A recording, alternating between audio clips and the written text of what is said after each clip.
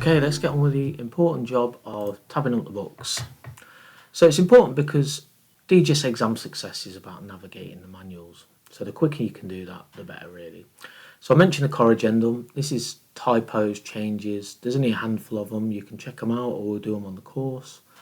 But the main job for us is going to be tab up your book so you can find particular chapters and paragraphs more easily. There's some instructions on the back. It basically says start at the back of volume 2. There's probably more than you need, in all honesty. You don't need to know every single chapter. But it is best to start at the back of volume 2. So that's what we're going to do. So we'll get the tabs out.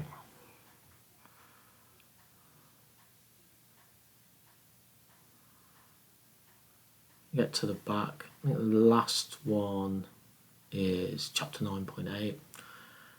Chapter 9 is all about vehicle approvals. So it's not a big part of the qualification.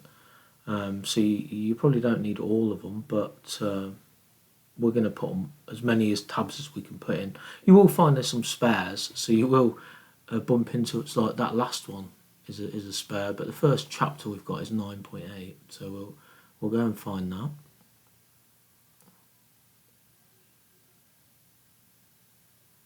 He says eventually,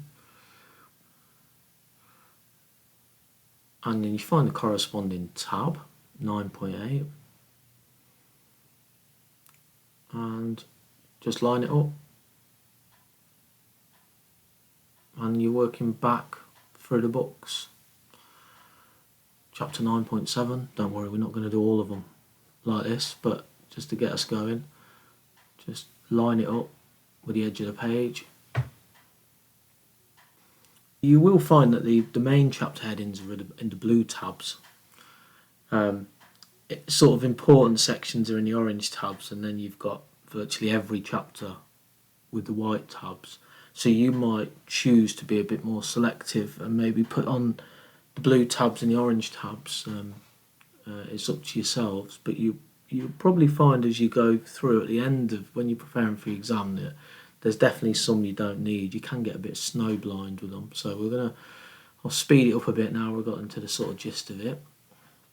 This took me about 20-25 minutes to do the full lot.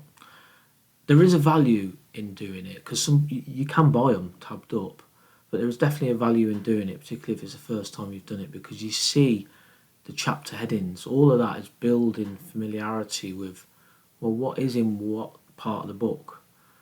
So it's a useful exercise, even though you might not know what the technical nature of it is, or what the word even means sometimes. But just starting to build that familiarity, and then once we've done this, you can move on to the introduction course, which is part 1 of ADR, because that's where we'll ultimately end up. So there's a lot more tabs in volume 2 than there is in volume 1.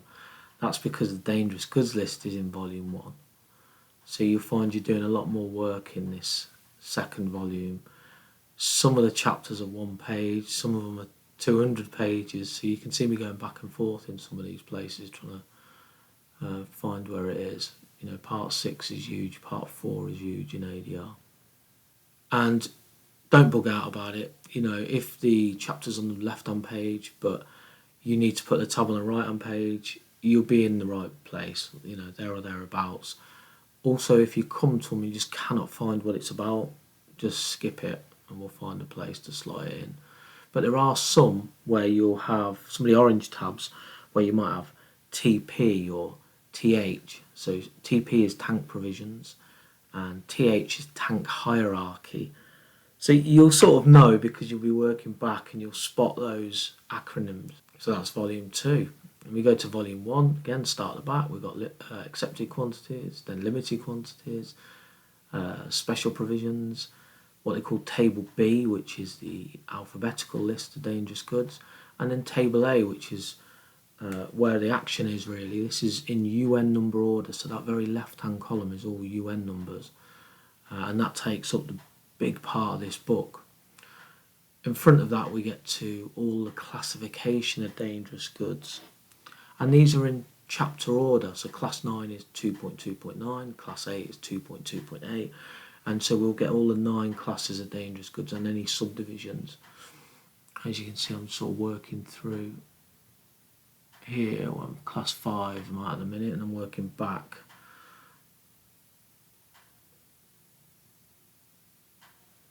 So you'll have all the classes highlighted, and then we get into part 1. Well, part 1 is your introduction course. You will find there's a spare in part 1, which is chapter 1.11. It doesn't exist, so don't worry if you end up with that as a spare.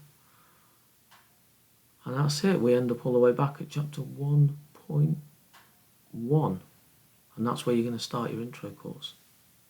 I hope you found this useful. Good luck.